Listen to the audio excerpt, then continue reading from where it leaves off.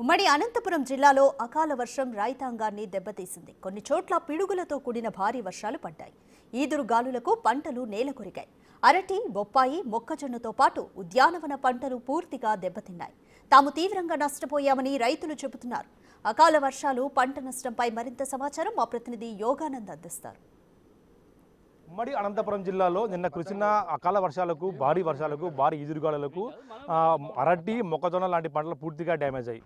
ప్రస్తుతం మనం చూస్తూ ఉన్నాం అనంతపురం జిల్లా రూరల్ పరిధిలోని దర్శయానికుంటూ నాగిరెడ్డిపల్లి గ్రామాల పరిధిలో ఉన్నాం. మనం ఈ భారీ ఎత్తున మొక్కజొన్న పంట మొత్తం అంతా కూడా నేల కొరిగిపోయింది. సుమారు 6 అడుగులు 7 అడుగుల మేర ఉన్న మొక్కజొన్న పంట చూస్తూ ఉన్నాం మనం. ఇదంతా కూడా పూర్తిగా నేల కొరిగి రైతులకు తీవ్ర ఇబ్బందులు గురి చేసింది. ప్రస్తుతం మన రైతులు ఉన్నారు, మనం మాట్లాడే ప్రయత్నం ఎంత నష్టం వచ్చింది, ఎంత వీరు పెట్టుబడి పెట్టారు, ఏమన్నా మనం మాట్లాడే ప్రయత్నం. మీరు ఎంత పెట్టుబడి పెట్టారు, ఎంత మీరు మొక్కజొన్న వేశారన్న?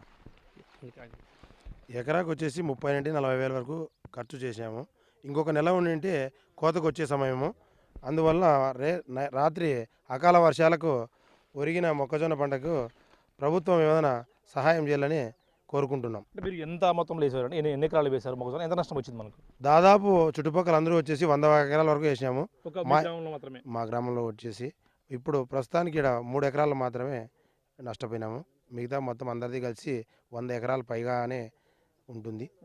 నష్టపోయింది. ఎంత పెట్టుబడి? ఎకరాకు 40 నుంచి 30 నుండి 40 వేల వరకు ఖర్చు పెట్టాం. మీరు ఇప్పుడు ఇది ఏం చేస్తున్న పంట ఇది పూర్తిగా పడిపోయింది, మధ్య రకంగా ఉంది. ఏమి చేయాలో దిక్కుతోనే పరిస్థితిలో ఉన్నాము. ఇప్పుడు ఏం చేయాలో పరిస్థితి అర్థం కాక ఉన్నాము.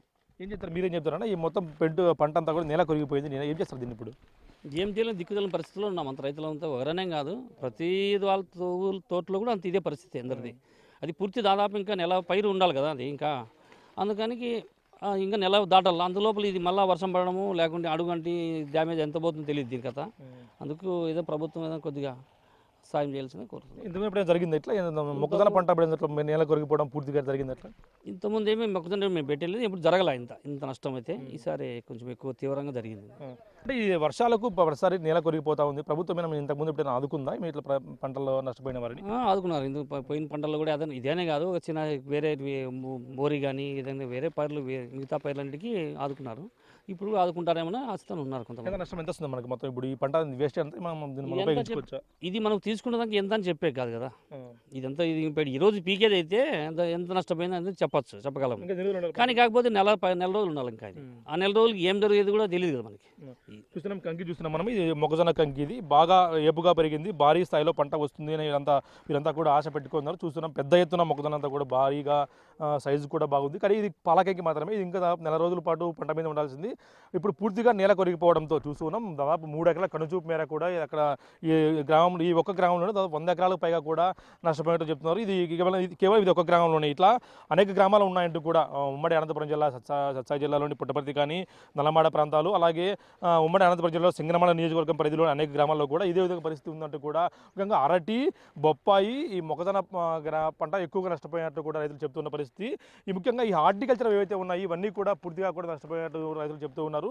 ఇప్పటికైనా ప్రభుత్వం మమ్మల్ని ఆదుకోవాలి, ఇంతకు ముందు కూడా ఆదుకున్నట్లే ఇప్పుడు కూడా ఆదుకొని ఉదార స్వభావంతో ఆదుకుని మమ్మల్ని గట్టెక్కించినట్టు కూడా రైతులు కోరుతున్నారు. కనీసంగా 4 రోజుల పైనే ఈ పంట ఈ క్రాప్ అనేది ఉండాల్సింది. కాబట్టి ఇప్పుడు దీన్ని ఏం చేయాలో కూడా మాకు తెలియని పరిస్థితి ఉంది. మధ్యలో అకాల వర్షాల వల్ల ఇంత ఇబ్బంది పడుతూ ఉన్నాము మేము. ప్రభుత్వం మనం ఎంతో కొంత ఆదుకుంటే మేలంటూ కూడా రైతులు తమ గోడును ప్రభుత్వానికి విన్నబోసుకునే ప్రయత్నం చేస్తున్నారు. ఇది అకాల వర్షాల వల్ల గ్రామాల్లో ఉన్న పరిస్థితి. Video Prasad big TV Anantapur నుంచి.